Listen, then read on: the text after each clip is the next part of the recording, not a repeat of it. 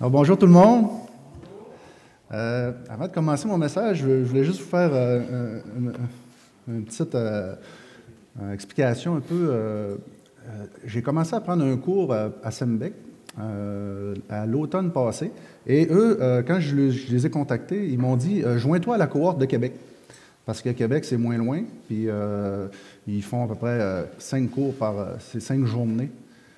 C'est 5 journées par session. Et quand je suis arrivé au cours de Québec, eux autres ils étaient dans la 3e année quand moi je me suis joint, puis ça donnait que c'était le cours Prédication biblique. Alors, j'ai dû préparer un sermon pour le cours. Puis quand Michel m'a demandé si je pouvais prêcher ce matin, ben, j'ai dit ben oui, j'ai dit j'en ai un déjà prêt parce que je l'ai fait à mon examen final. Alors, c'est ce message-là que je vais vous présenter aujourd'hui. Et aussi, on devait choisir 3 thèmes, on devait faire 3 plans de sermon, puis en développer un qu'on allait aller dire en avant lors de l'examen final. Et on choisit toujours des thèmes, on ne prend pas au hasard comme ça, puis on dit « Ah, ben gars, je vais prendre ce verset-là. » Moi, la manière que j'ai fonctionné, c'est que je me suis servi de certains passages de la Bible qui m'aident beaucoup quand, des fois, pour passer à travers la vie, il y a certains versets, des fois, qui flashent plus un petit peu que d'autres, ou que je pense comprendre plus. Alors, il y a 3 versets, il y a 3 passages que j'avais choisis, justement, parce que je voulais aller voir, est-ce que, quand moi je les applique, pour moi, ça m'édifie, ça me fortifie, est-ce que je l'applique de la bonne manière? Parce qu'en même temps, dans le cours, ils nous ont montré aussi comment faire pour aller regarder un verset dans son contexte, après ça, essayer de ne pas faire dire, nous, qu'est-ce qu'on veut au verset, mais qu'est-ce que la parole a dit vraiment là-dessus. Des fois, il y a des versets qu'on prend et que ça nous encourage. Des fois, ça ne nous encourage pas. Des fois, on entend toutes sortes de choses, mais les gens, des fois, ils prennent juste un verset ici, un verset là, puis ils vont te faire une phrase quasiment avec ça, puis ça ne veut pas vraiment dire ça parce que ça n'a pas été pris partout là, correctement, de la bonne manière. Alors, moi, aujourd'hui, c'est le passage, c'est justement, moi, je me disais souvent, des fois, je trouve que je manque un petit peu on va dire, d'ambition. Je sais pas, je suis un peu découragé, puis je trouve que j'ai pas d'énergie. Alors, ce verset-là, c'est que Dieu produit en nous le vouloir et le faire selon son bon plaisir. Je l'avais sorti tout seul, parce que je l'avais lu un moment donné, puis il me revenait dans la tête. Puis quand que ça allait mal, ou que je trouvais que je manquais un peu d'ambition, ben je me le sortais, je me disais, Seigneur, donne-moi le courage, la volonté de faire les choses que tu as prévues, tu sais. Fait que là, justement, dans mon cours, j'ai décidé d'aller éplucher plus en profondeur ce verset-là. Et c'est ce que je veux vous présenter aujourd'hui. Alors, avant mon message, on va se courber pour un mot de prière. Alors oui, Seigneur, c'est vraiment une grande opportunité que tu me donnes ce matin de pouvoir partager ta parole, Seigneur, avec mes frères et sœurs. Et Seigneur, vraiment, qu'est-ce que tu as communiqué lorsque j'ai fait toutes les études et préparé le sermon, Seigneur? Vraiment, je veux que ce soit pour ta gloire, que les gens aujourd'hui voient vraiment à quel point tu es un grand Dieu et que tu as fait des choses merveilleuses pour nous et que tu nous demandes justement d'embarquer, Seigneur, dans ta mission. Alors, que ce message soit bien reçu, Seigneur, dans le cœur de tes enfants ce matin. Et par ton Esprit Saint, Seigneur, je sais que tu vas faire tout le travail. Alors, merci, Père. Amen. Alors, vous savez, on entend souvent ça, que toutes les religions du monde, eux autres, là, tout le salut, c'est par nos œuvres, en fait. On connaît des religions ici dans le coin. On pense à les religions abrahamiques, là, l'islam, le christianisme aussi, et on va dire, l'autre, c'est excusez, les Juifs, mais en tout cas, le judaïsme, excusez, le mot ne me revenait pas. C'est ça, c'est que c'est des religions qui ont un seul Dieu, mais selon eux autres, en tout cas ce qu'on a connu ici au Québec fortement, c'est qu'il fallait que tu fasses des œuvres pour gagner ton ciel et espérer peut-être, à l'autre côté, que Dieu allait te laisser passer puis qu'il allait peser sur une balance tes bonnes actions puis tes mauvaises actions.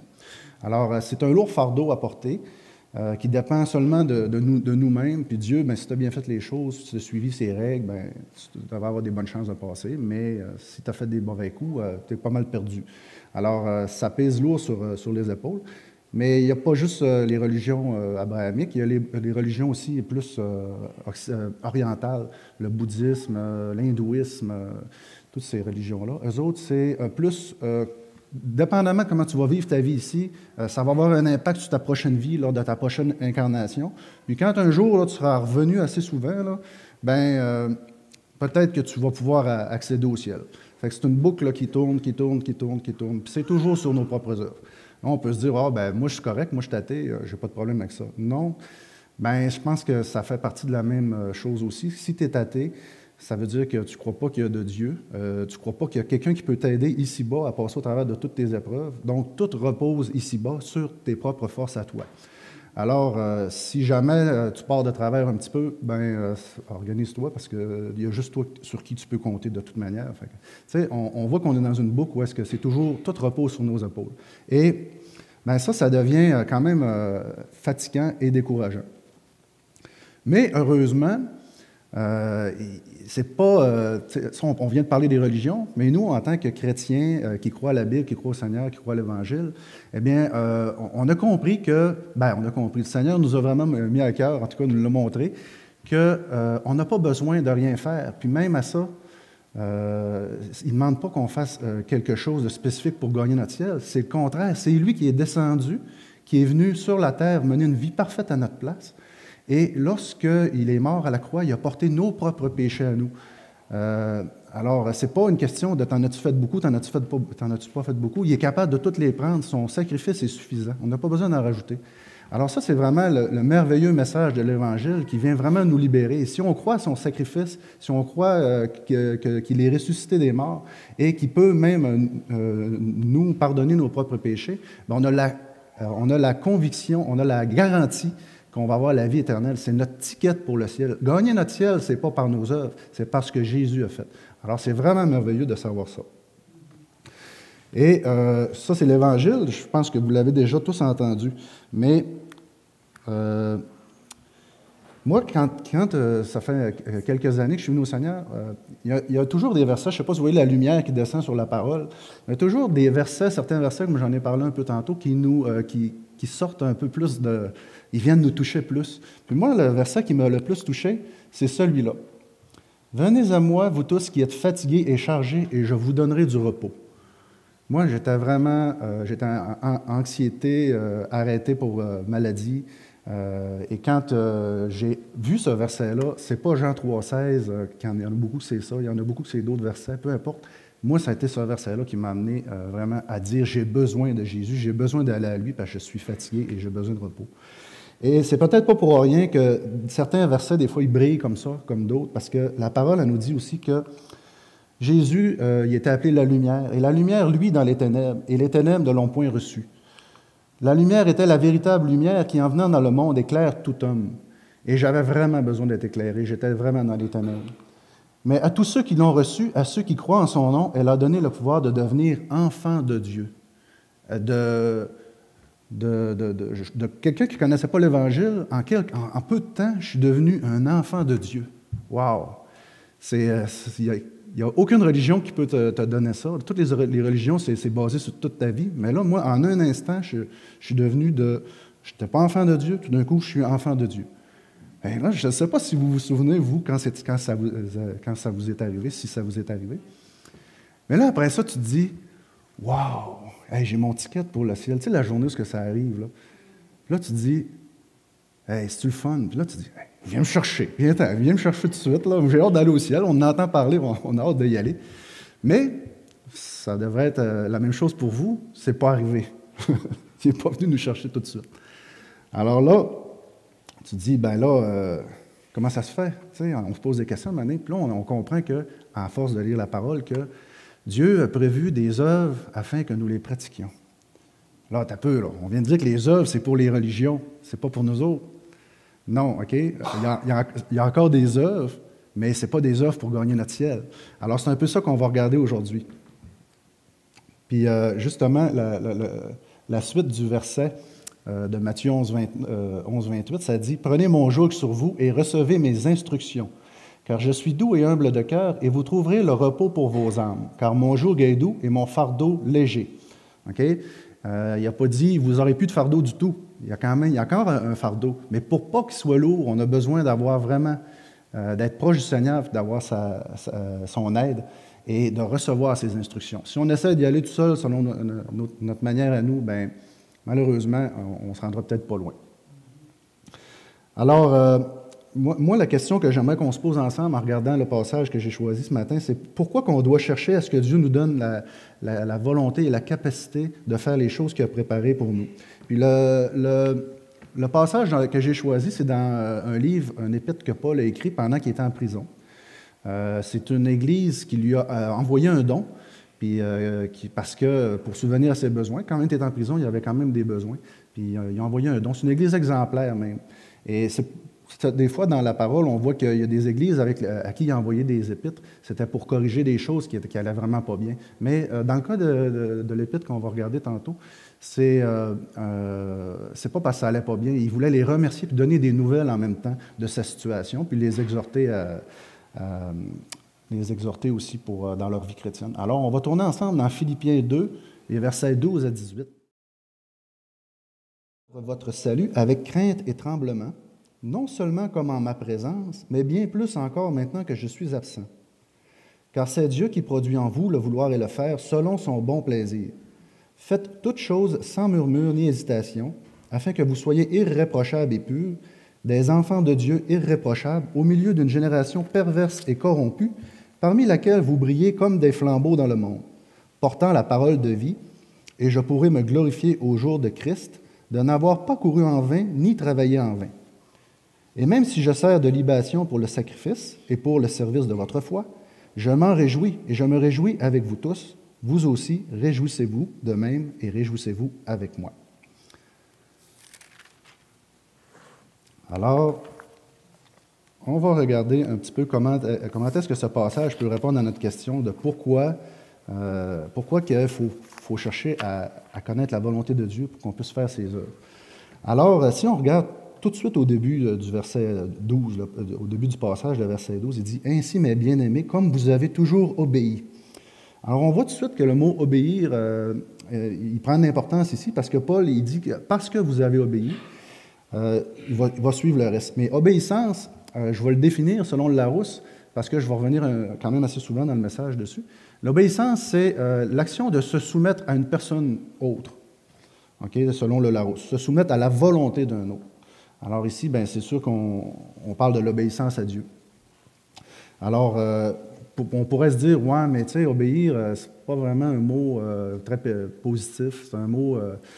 moi, en tout cas, personnellement, je n'ai pas besoin d'obéir à personne. Je sais très bien qu'est-ce qui est bon pour moi, puis je n'ai pas besoin que personne me dise qu'est-ce que j'ai à faire.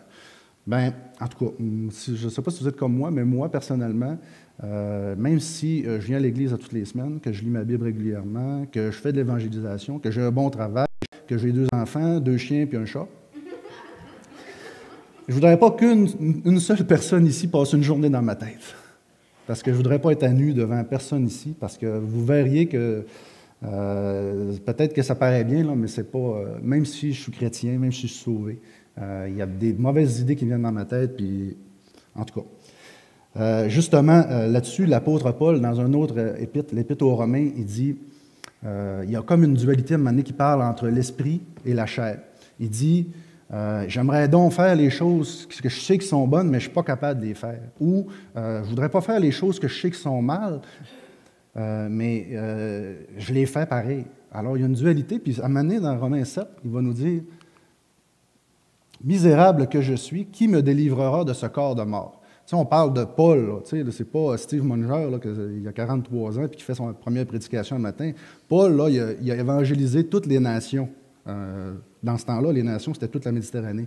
Il dit ça, lui, Paul, vers la fin en plus, c'est un épître aux Romains, que qui me délivrera de ce corps de mort? Si lui, il a besoin de dire ça, ben, vous comprenez que moi aussi, j'ai besoin de le dire. Mais il avait compris que qu'est-ce qui faisait sa force, c'était pas par lui, c'était la force qu'il avait. Grâce soit rendue à Dieu par Jésus-Christ notre Seigneur. Parce que tout ce qu'il faisait de bon, il reconnaissait que ça venait de Dieu, ça venait de l'Esprit qui était en lui. Et justement, on a parlé, je l'ai entendu un matin dans les prières, dans un message qui a été lu ce matin dans la prière, c'est que Dieu, là, quand tu viens au Seigneur, il t'envoie une puissance. Puis ça, là, il y a juste les chrétiens qui l'ont, cette puissance-là. Et c'est le Saint-Esprit. Mais vous recevrez une puissance, le Saint-Esprit survenant sur vous, et vous serez mes témoins à Jérusalem, dans toute la Judée, dans la Samarie et jusqu'aux extrémités de la terre. Le Seigneur a dit ça, là, quelques instants avant de partir et d'être élevé au ciel. Et c'est un des versets vraiment qui est très important. À ce moment-là, il n'y avait pas tout de suite l'Esprit, mais ils l'ont reçu quelques jours plus tard. Mais cet Esprit-là, c'est la puissance qu'on a, nous, les chrétiens, pour être capable de faire comme Paul. On est misérable, on est encore dans notre corps de mort, mais avec l'Esprit, on est quelque chose de différent. D'ailleurs, il y a un autre passage qui nous dit qu'on est une nouvelle création. Si quelqu'un est en Christ, il est une nouvelle créature, les choses anciennes sont passées, voici toutes choses sont devenues nouvelles. Alors, vraiment, qu'est-ce qui a été changé? C'est que, premièrement, on est pardonné du péché, mais en plus, on reçoit une puissance pour continuer d'être en mesure de faire des œuvres et d'être obéissant à la parole. Alors, maintenant qu'on vient de voir un peu l'obéissance et qu'est-ce qui nous aide aussi par l'Esprit à être obéissant, on va continuer le passage. Il dit un petit peu plus loin dans verset 12, « Mettez en œuvre votre salut avec crainte et tremblement. » Bien, mettre en œuvre son salut, ici, ça ne veut pas dire, il y en a qui pourraient penser, oui, regarde, là, c'est écrit qu'il faut faire des œuvres. Non, c'est parce que là, c'est mettre en œuvre un salut que tu as déjà obtenu. Paul, justement, quand il parle, à un moment donné, il parle pour sa défense avant d'aller à Rome, puis il parle au roi Agrippa, il est en train de parler à plusieurs personnes parce qu'il va être jugé à Rome.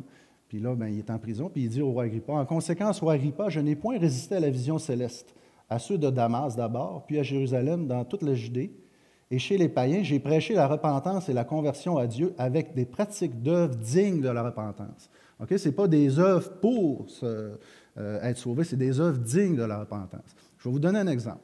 Dans la parole, il y a certaines traductions qui disent faire fructifier votre salut, au lieu de dire mettre en œuvre votre salut. Fructifier, c'est comme, imaginez un arbre à fruits qui pousse, puis qu'à un moment donné, il donne des fruits, alors il fructifie. Et si vous allez à la banque, à un moment donné, vous allez dire, vous avez appris qu'avec des intérêts, vous pouvez faire de l'argent. Fait que vous allez à la banque, vous dites au banquier, bonjour, j'aimerais placer de l'argent, faire de l'argent. Il dit, OK, combien voulez-vous mettre? Là, il faut que tu arrives avec de l'argent. Parce que si tu n'arrives pas avec de l'argent, il va dire, excuse-moi, mais tu reviendras, parce que pour faire de l'argent, ça prend de l'argent. OK? Bon, pour le salut, c'est la même chose. C'est qu'une fois que tu as eu ton salut, tu peux faire fructifier ton salut. C'est que tu ne peux pas arriver avec pas de salut, puis vouloir le faire fructifier. Mettre en œuvre le salut, ça prend d'abord le salut. Vous comprenez? Alors, c'est vraiment pas pour gagner notre ciel, c'est pour faire vraiment des œuvres dignes de notre repentance obtenue. Après ça, justement, par rapport à ça, s'il y a des gens, justement, qui disent moi, c'est pas grave, moi, je vais le gagner mon ciel, je veux que le Seigneur, quand il va m'accepter, là, parce que j'ai fait quelque chose. Mais regardez qu'est-ce que ça donne. Ésaïe 64, 6 nous dit « Nous sommes tous comme des impurs, et toute notre justice est comme un vêtement souillé. » Moi, c'est pas ça que je veux présenter au Seigneur quand je vais arriver en avant. Lui, ce qu'il veut, c'est qu'on reconnaisse son Fils et qu'ensuite, peut-être, il va nous utiliser pour faire des œuvres, mais pas qu'on fasse des œuvres pour se justifier pour aller au ciel. Puis il y a même un autre passage dans l'Évangile de Jean qui dit « Sans moi, vous ne pouvez rien faire. » Alors, le Seigneur, ton téléphone qui communique avec ton auto, tu peux recevoir un appel ou communique avec ta radio. Alors, c'est quelque chose que tu ne vois pas, mais qui sert à communiquer des choses. Okay? C'est comme si ton téléphone aussi, tu dis, moi, je viens de m'acheter un beau téléphone, mais que tu ne vas pas chez Bell, TELUS ou chez Vidéotron pour essayer de le faire activer pour être capable de capter les autres antennes. Eh bien, c'est que si tu ne fais pas ça, tu ne seras pas capable de communiquer. Alors, ça prend, pour être capable de communiquer avec quelqu'un, il faut que tu passes par un intermédiaire qui est lui qui va te vendre le réseau. Alors, l'Esprit Saint, c'est un peu la même chose, c'est que si tu ne passes pas par Jésus, tu ne pourras pas communiquer avec le Père en haut. Tu ne pourras pas recevoir ses instructions. Alors, c'est vraiment important, c'est Jésus la base. Et si on regarde le prochain verset, justement, c'est un verset qui est attaché, qui est accroché après notre mur dehors. C'est un verset vraiment important. « Je suis le chemin, la vérité et la vie. Nul ne vient au Père que par moi. Alors, ça passe vraiment par Jésus pour recevoir l'Esprit Saint. Maintenant, la suite du verset, vers la fin du verset 12, ça dit qu'il faut mettre en œuvre notre salut avec crainte et tremblement. Avec crainte et tremblement, on pourrait, quand on n'est pas habitué, on pourrait lire ça puis dire, ben, c'est quoi, faut-tu que j'aille me cacher dans le garde-robe parce que je suis chrétien, puis il faut que j'aille peur de Dieu? Puis... Non, c'est vraiment pas ça. C'est que la crainte, c'est le respect. C'est un respect vraiment, un respect de savoir. Parce qu'avant de connaître Dieu, on peut dire, mettons, ah, moi, Dieu, oui, c'est le top. T'sais. Mais moi, je ne suis pas trop bas non plus. T'sais. Mais plus qu'on connaît Dieu, remarquez à quel point que lui s'élève et que nous, on s'abaisse. Alors, on reconnaît à quel point que ce Dieu grand et merveilleux a donné sa vie pour nous. Il nous a aimés. C'est le créateur de tout ce qu'on voit. C'est le créateur du ciel et de la terre. Il va en plus nous garder en sa présence pour l'éternité. Il est tellement puissant, bon et grand qu'on s'abaisse et qu'on l'élève lui. Alors c'est ça un peu la crainte de Dieu. C'est être respectueux de ses commandements, être respectueux de qui il est. Et aussi en plus, c'est pas un bourreau. Alors quand on accepte de faire les choses qu'il nous demande de faire, bien, c'est vraiment par amour, ça nous fait plaisir vraiment de se soumettre à lui.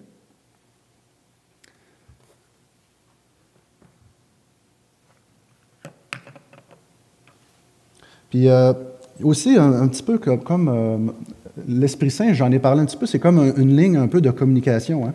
Bien, il y a des passages dans la Bible qui nous disent de ne pas attrister l'Esprit Saint ou de ne pas éteindre l'Esprit Saint. C'est parce qu'il y a des moyens de le faire, s'il nous dit de ne pas le faire. Et j'appellerais ça un peu comme mettre de la friture sur la ligne. On va prendre un exemple anodin là, de qu'est-ce qui pourrait peut-être mettre de la friture sur la ligne. Par exemple, on va prendre un père de famille. Moi, je suis un père de famille, puis à un moment donné, ça fait plusieurs années que je n'ai pas une grosse augmentation de mon travail, sauf que le coût de la vie, lui, il ne se fie pas à moi. Là. Tu sais, là, il continue, lui, d'augmenter. À un moment donné, je me rends compte que hey, ça commence à être dur. Fait que là, je demande à ma femme, puis on va prier, hein, parce que les temps commencent à être difficiles. Puis là, on prie. Puis les années passent, puis c'est toujours la même chose. Tout d'un coup, là, il arrive à un certain moment donné, que Dieu, quelqu'un vient me voir et me dit, Steve, il dit, moi, j'aurais peut-être quelque chose pour toi, tu sais, le soir, des fois, là, si tu as du temps, là, on va te faire un petit job au noir de même, ça t'aiderait pour tes fins de mois, tu sais. Bien, la réponse que je vais avoir à cette offre-là, ça peut contribuer à faire en sorte que la ligne va continuer d'être bonne ou qu'il va y avoir de la friture sur la ligne. Si j'accepte, bien, premièrement, je n'ai pas fait confiance à la prière que j'ai faite à Dieu. J'ai ma propre famille, ça va être un mauvais témoignage. Puis, en plus, peut-être que je me prive de toute une bénédiction que Dieu avait préparée pour moi. Alors, c'est juste un exemple pour montrer que des fois, quand on prend les mauvaises décisions, ça contribue à mettre de la friture sur la ligne.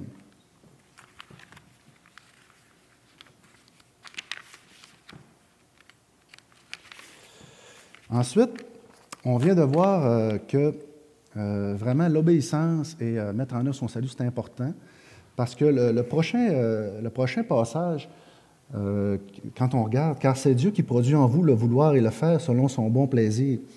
Ça dit car, tu sais, parce que qu'est-ce qui vient avant, c'est si tu es obéissant, si tu fais vraiment des œuvres, en tout cas, tu travailles à ton salut. Bien, après ça, Dieu va pouvoir produire. Avec ça, Dieu va pouvoir. C'est comme si tu es un vase, tu as préparé un vase, après ça, Dieu va pouvoir s'en servir. Parce que c'est lui qui produit en vous le vouloir et le faire. Et en plus, il y a une attitude à adopter si on regarde un petit peu plus loin. L'apôtre Paul nous dit faites toutes choses sans murmure ni hésitation. Encore une fois, l'apôtre Paul, quand il nous disait quelque chose, là, c'est vraiment. C'est le fun d'aller voir qu'il y a de l'expérience en arrière de tout ce qu'il nous dit. Si lui nous dit de faire les choses sans murmure ni hésitation, on peut aller voir ce qu'il a déjà écrit aux Corinthiens. Lui, l'apôtre Paul, il ne murmurait pas, selon ce qu'il dit ici, parce qu'il donnait l'exemple. Mais regardez combien de fois il a été persécuté. Il dit 5 fois, j'ai reçu des Juifs 40 coups moins 1.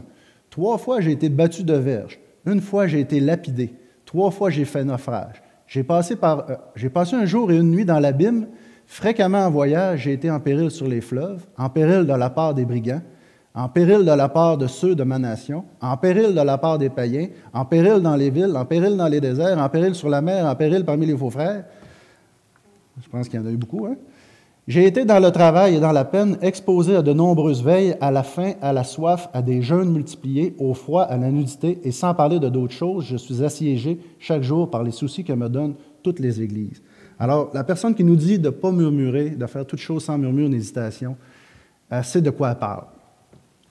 Et justement, c'est drôle de remarquer aussi que l'Épître aux Philippiens, il dit 13 fois le mot « se réjouir ». Okay?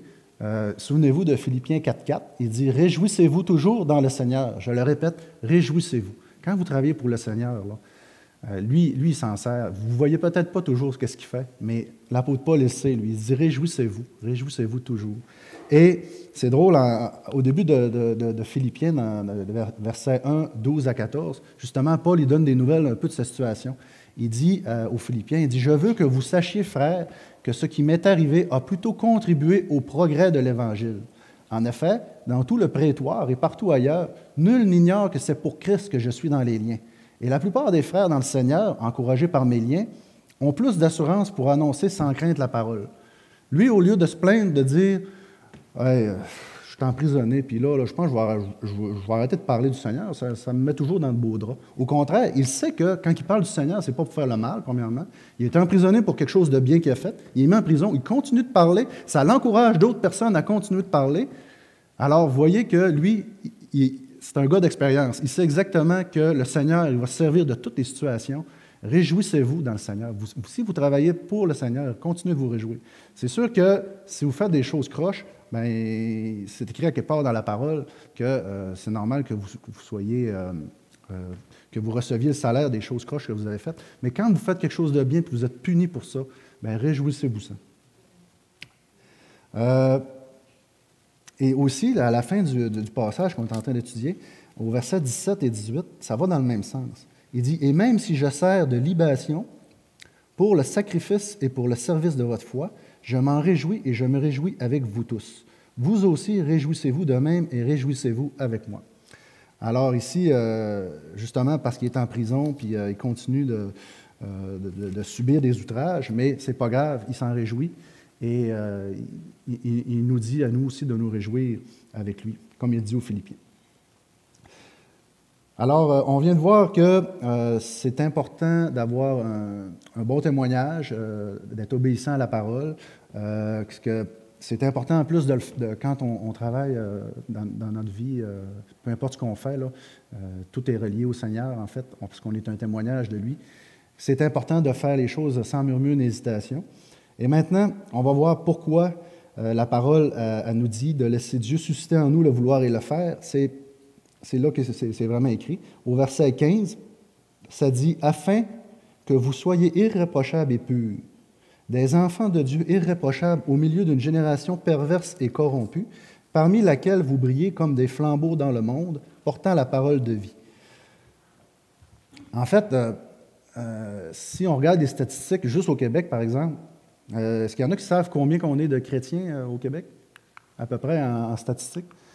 On est à peu près 0,5 % dans le coin. Ça veut dire une personne sur 200.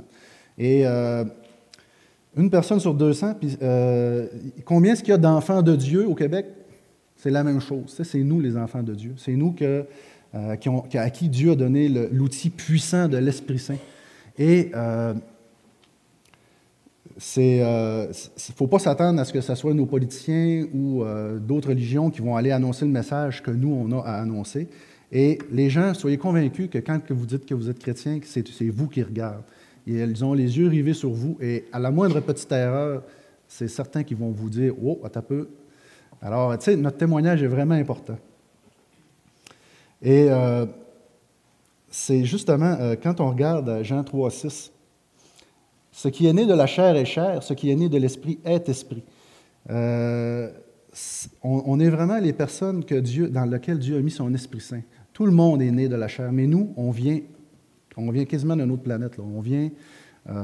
Le Seigneur lui-même a décidé de mettre sa vie en nous, de mettre la vie spirituelle en nous. Alors, Vraiment, il y a un autre passage qui dit la lumière est venue, était la véritable lumière qui, en venant dans le monde, éclaire tout homme. Je l'ai mis tantôt, mais à tous ceux qui l'ont reçu, à ceux qui croient en son nom, elle a donné le pouvoir de devenir enfants de Dieu. Ensuite, il dit lesquels sont nés non du sang, ni de la volonté de la chair, ni de l'homme, mais de Dieu. Alors, nous sommes nés de Dieu. Et un peu plus loin, il nous dit aussi, bien-aimés, je vous exhorte, comme étrangers et voyageurs sur la terre, vous abstenir des convoitises charnelles qui font la guerre à l'âme. Ayez au milieu des païens une bonne conduite, afin que là même où ils vous calomnient comme si vous étiez des malfaiteurs, ils remarquent vos bonnes œuvres et glorifient Dieu au jour où il les visitera. Quand je vous dis qu'ils vous regardent, c'est des fois, ils vous regardent aller quand vous faites des mauvais coups, mais aussi quand vous faites des bons coups. Puis j'ai un exemple de ça, c'est notre frère Jean-Marc, il n'est pas ici en fin de semaine, mais j'ai demandé la permission de donner son exemple.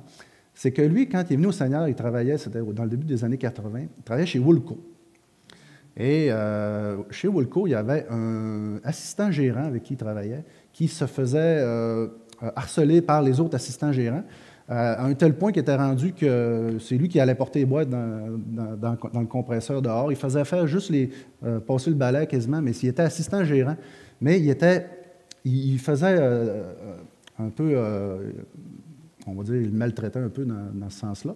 Et cette personne-là n'aimait vraiment pas cette situation, sauf qu'il y a quelque chose qui a touché Jean-Marc, c'est qu'un jour, il l'a surpris en train de prier pour les personnes qui lui faisaient du mal. Et Jean-Marc, il dit « Hey, ça n'a pas de bon sens. » Cet homme-là, qui a il a une attitude irréprochable, il se fait chialer après, il se fait en tout cas, quasiment pousser à pas, puis il prie pour ceux qui font ça en arrière. Lui, ça l'avait vraiment touché. Puis pas longtemps après, le Seigneur, il s'est manifesté, il s'est servi de ça pour amener Jean-Marc au salut.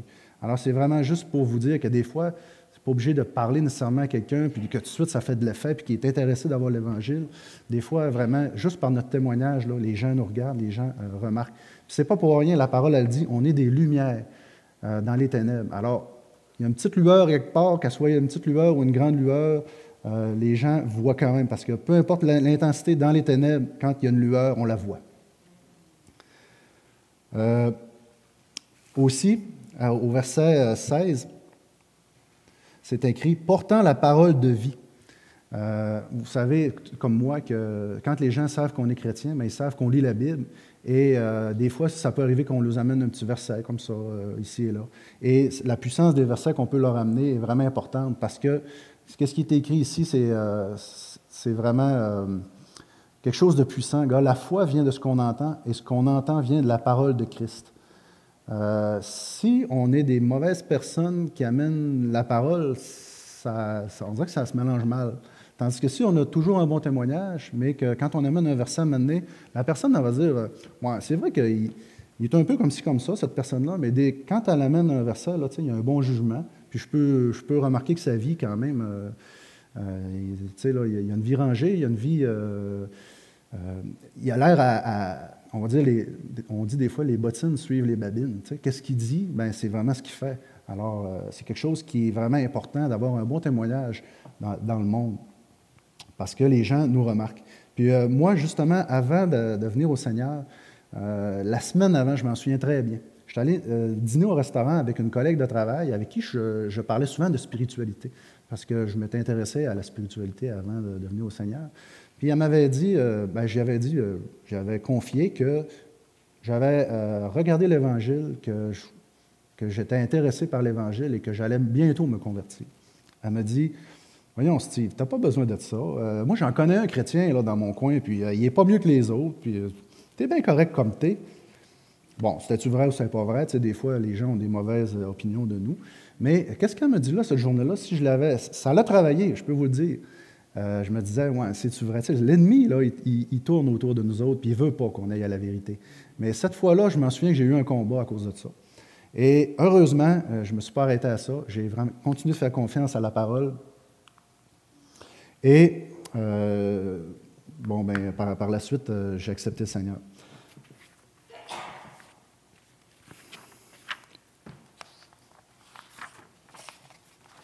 À ce moment-ci, j'aimerais attirer votre attention sur le début du verset qu'on a regardé, le début du passage. Ça dit « Ainsi, mes bien-aimés, comme vous avez toujours obéi. Le mot « ainsi » fait référence à qu'est-ce qui vient d'être dit avant.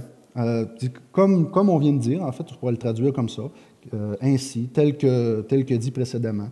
Et j'aimerais qu'on regarde un peu, à partir du verset 5, aller jusqu'au verset 12. C'est un passage qui, dans certaines de vos Bibles, vous allez voir, qui est en caractère différent des autres. C'est parce que c'était un passage qui était chanté comme un hymne dans les églises du début.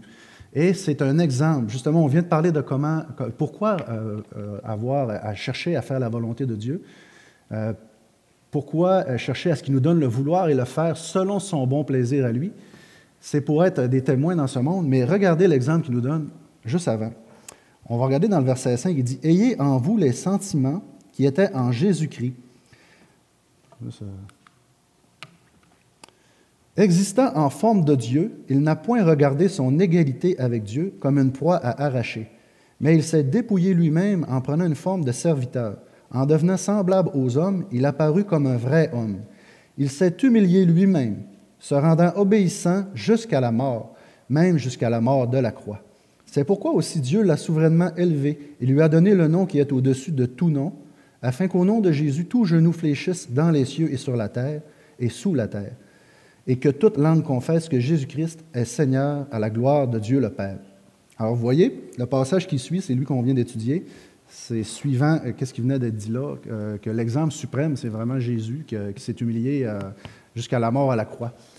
Et aujourd'hui, je ne voudrais pas que ça pèse comme un lourd fardeau, pour en revenir au début à ce que j'ai dit, mais vraiment qu'avec les outils que le Seigneur nous a donnés, il n'y en a pas d'autres sur la terre à part les chrétiens qui ont accepté Jésus, qui sont nés de nouveau, qui ont l'Esprit et qui portent le flambeau avec la parole aussi dans leurs mains pour pouvoir faire comme Jésus a fait. Jésus, il est venu, il a sauvé le monde, bien sûr, on connaît son œuvre principale, mais il y avait 12 disciples avec lui et peut-être quelques autres. Ensuite, ceux-ci se sont multipliés et on a Paul aussi qui est arrivé. Paul a réussi à annoncer l'Évangile avec la parole grâce à l'Esprit Saint à toute la Méditerranée. Ensuite, il y a eu les Philippiens qui ont continué, parce qu'ici, Paul, vraiment, si vous lisez la lettre, Paul, il les remercie vraiment d'avoir fait un don, puis il veut les exhorter. Et maintenant, le flambeau, il nous est passé à nous, parce que c'est nous qui sommes ses représentants aujourd'hui. Alors vraiment, je voulais pas mettre un fardeau, mais plutôt, si c'est un fardeau pour vous de faire les œuvres de Dieu, c'est parce qu'il y a quelque chose à quelque part qui, peut-être, il y a de la friture ou je ne sais pas, c'est important d'avoir une bonne relation avec lui. Et ce n'est pas en essayant de vous mettre un fardeau que ça va se régler, c'est en vous rapprochant de lui vraiment. Alors, j'aimerais qu'on prie pour terminer. Seigneur Dieu, je veux vraiment te remercier, Seigneur, d'être venu sur terre pour te manifester à nous, Seigneur. Si toi, tu n'étais pas venu, nous, on aurait été laissés seuls, abandonnés ici, Seigneur. Mais tu n'as pas décidé ça comme ça. Tu es venu vivre une vie parfaite à notre place. Mais en plus, lorsque tu es parti, tu as dit, « Il vous est avantageux que je m'en aille, afin que je vous envoie le Consolateur, l'Esprit Saint. » Alors, Seigneur, tu nous as munis vraiment d'une puissance. Seigneur, pardonne-nous des fois de ne pas toujours être la personne qu'on pense qu'on devrait être. Mais Seigneur, on veut te faire confiance que toi, tu vas faire des merveilles parce que tu nous as donné cet outil, l'Esprit Saint qui est en nous, Seigneur Dieu. Alors, vraiment, qu'on soit encouragé à te prier, de nous donner vraiment le vouloir et le faire selon ton bon plaisir à toi, Seigneur, et non selon nos besoins à nous, Seigneur. Mais on veut vraiment se soumettre à ta volonté et écouter, Seigneur, qu'est-ce que tu as à nous dire par ton Esprit Saint pour être des lumières dans ce monde. Merci, Père. Amen.